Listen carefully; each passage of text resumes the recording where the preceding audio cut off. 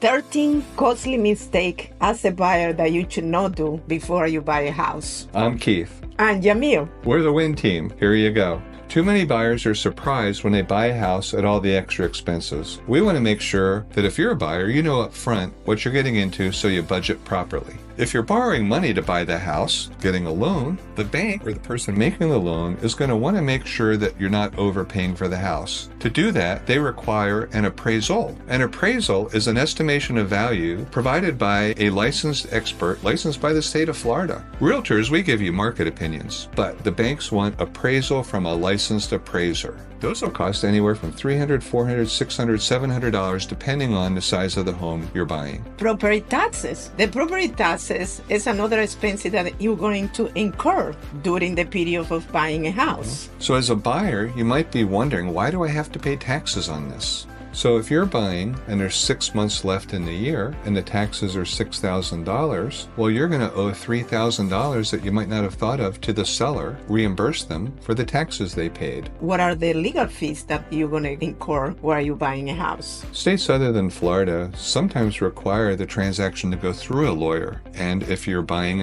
out of state, that could be the case. Here in Florida, lawyers are not required. And the Florida Bar Association, where all the lawyers belong to, have a number of standard forms that are often used and regularly used by realtors. So it's less often in Florida that people use real estate attorneys, and instead they rely on the standard forms that the Florida Bar provides to realtors to use. So legal fees in Florida for the purchase of a home are fairly rare, but as a purchaser or as a seller, you have the option to involve a real estate attorney if that would make you more comfortable. Title insurance and title fees are another set of fees that often catch a buyer by surprise. In order for the title to change hands from the current owner to the new owner, a title company does a title search to look to make sure that there are no claims on the property, often from construction people for maybe a roof that wasn't fully paid for or a remodel that wasn't paid for. And otherwise, there's different types of creditors that might have a lien on the house, as well as the banks that loan the money on it. So title companies do an extensive search to make sure there's a clear title that can be transferred legally without any encumbrances, without any claims. The title company buys insurance that covers them in the event that there's any claims that have not been properly recorded or may have even been missed. To a seller, the seller pays many of the title fees, but often the buyer is asked to pay